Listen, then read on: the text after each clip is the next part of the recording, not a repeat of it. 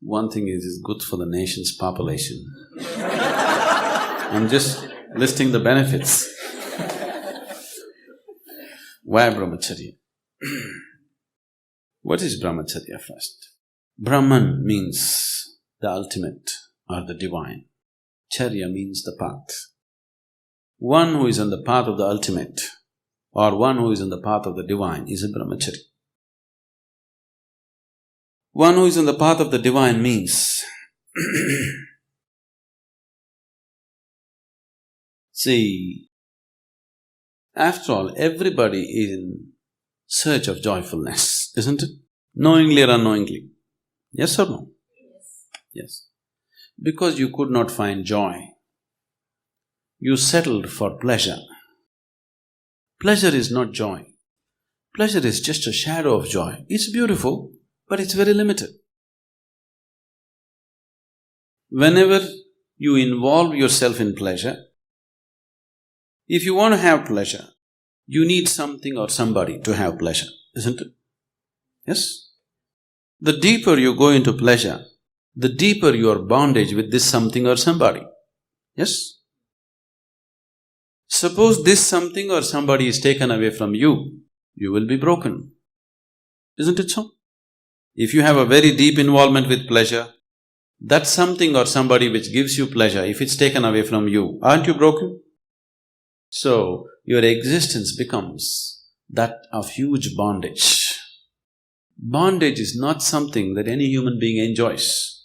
There is something within you which is always wanting to be free from all bondage, isn't it? But if you become a pleasure seeker, naturally you're setting up limitations in such a pleasant way that you cannot transcend it. Unpleasant limitations, you can break them. Pleasant limitations, you cannot break them, isn't it? Lot of your shackles, you have gold-plated them and you're wearing them like ornaments, aren't you? Your limitations, you're celebrating your limitations. Once you start celebrating your limitations, then there is no way to become free of that. So Brahmacharya means you're on the path of the divine. That means, first step towards that is you're joyful by your own nature. Whenever you're very happy, you're joyful. Have you noticed you don't seem to need anything? Yes?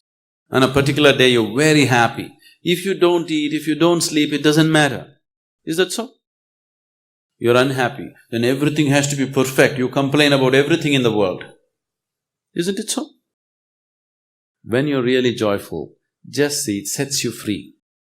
When you're unhappy, everything is important, everything has to be in a particular way. For everything you will complain. Unhappy people are always complaining. Happy people are always easy to work with, easy to be with, because nothing matters when you're happy. Everything is flexible. Which is freedom? Joy is freedom or pleasure is freedom? Joy is obviously freedom, isn't it? So, you're seeing how to become joyful. If you seek it outside, you will invariably end up becoming a pleasure seeker. Anyway, the source of joy is within you. Whenever you were happy, did happiness happen from within you or did it rain upon you from outside? Always within you, isn't it? So if the source of happiness is within you, searching for it outside is quite a stupid thing. Yes? It is just that the source of happiness is within you, you are using an external stimulus to bring forth the joy in you.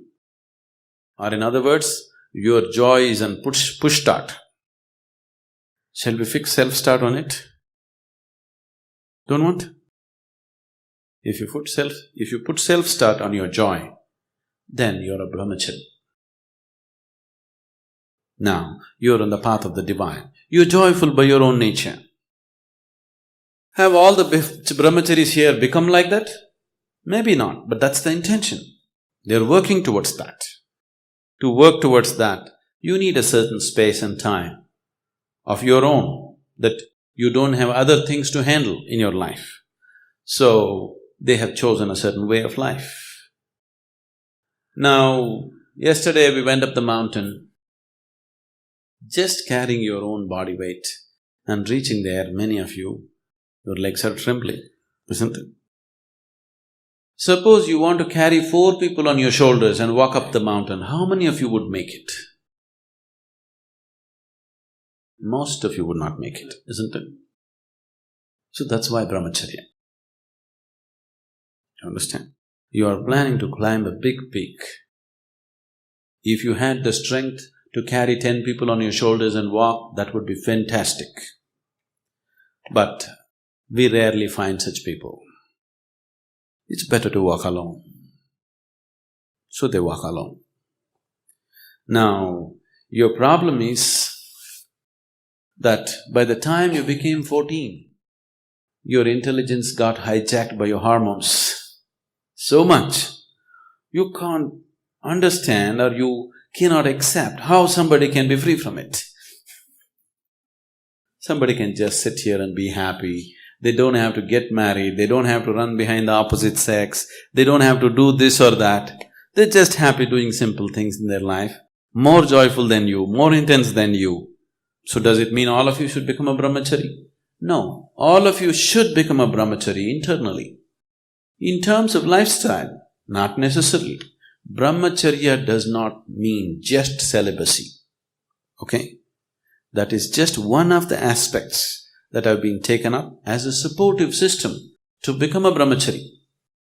Brahmacharya means you are walking the path of the divine, that you are ecstatic by your own nature. You can be married and still be a Brahmachari. It is possible. Because you are joyful by your own nature. You are not trying to extract joy from your husband or wife. You are joyful by your own nature. This is how it should be. The whole world should be Brahmachari, isn't it? Everybody should be joyful by their own nature. If 2 people come together, it should be more a sharing of joy, not extracting joy from each other, isn't it?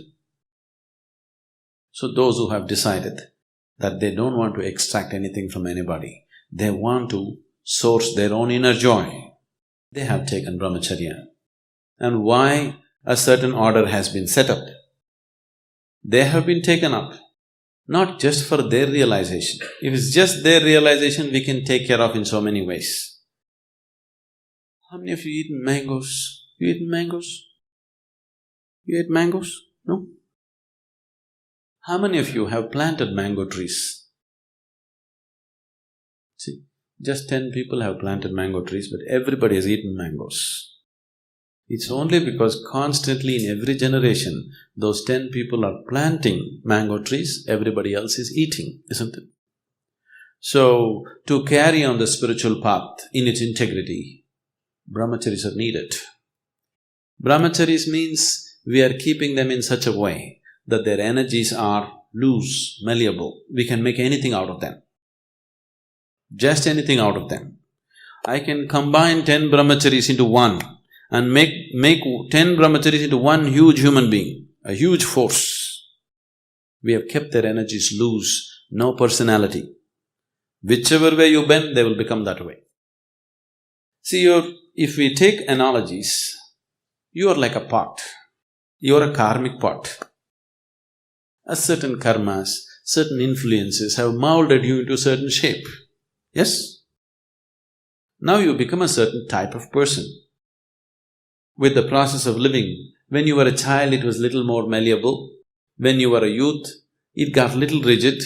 By the time you're a full adult, it's totally rigid. This is just… we can see the pot is slowly being burnt with the process of life. Now by the time you're reasonably old, it is totally rigid shape. If you do anything else with it, it'll break. See, now there's a burnt pot here. If you try to change the shape of this pot, it'll only break into pieces, isn't it? But when it was unburnt, very easily you could mold it into anything. You made 10 unburnt pots. Tomorrow if you don't like it, you can put all of them together and make one big pot, isn't it? Now, we are unburning people. We are unburning them into that state where they are very malleable. We can give them any shape, any form. So Brahmacharis are working towards that. It's a huge sadhana. It is not just… like other systems in the world are doing this, just they take a vow of celibacy. This is not like that. There is a whole system of what they're doing with their energies. There is a whole lot of work that's being done internally. This is just a small part of it. What you see as they being unmarried is just a small part of it. The rest of it is very internal. And people who are willing to dedicate themselves for others' well-being are needed in the society. At any time, if there is nobody in the society who is thinking about others' well-being, that society is heading for ruin, definitely. That's what has happened to this society right now. There are very few people thinking of everybody's well-being. Others are all, what about me, what about me, what about me? If a certain percentage of people are thinking beyond their own well-being, only then a society will remain sane and stable. Otherwise, societies will just go for ruin. Is it not important? There are few people who are not thinking about their own well-being, their own life, they're seeing how to make it happen for somebody else. So Brahmacharis are an investment for future, to keep spirituality in its pristine purity and to transmit it from generation to generation. A small core group of people are needed. Everybody need not take that thing, nor will we take everybody. Every year, hundreds of applications for Brahmacharya comes. We just choose 8-10 people out of that, looking at various qualities and various possibilities. We don't take everybody who comes, because it's not necessary, nor can they be like that, nor can they put in the sadhana that is required or demanded out of them. Your personality has to become malleable and conscious that you can mold yourself into any kind of pot. Is it not good to have that freedom? That's Brahmacharya.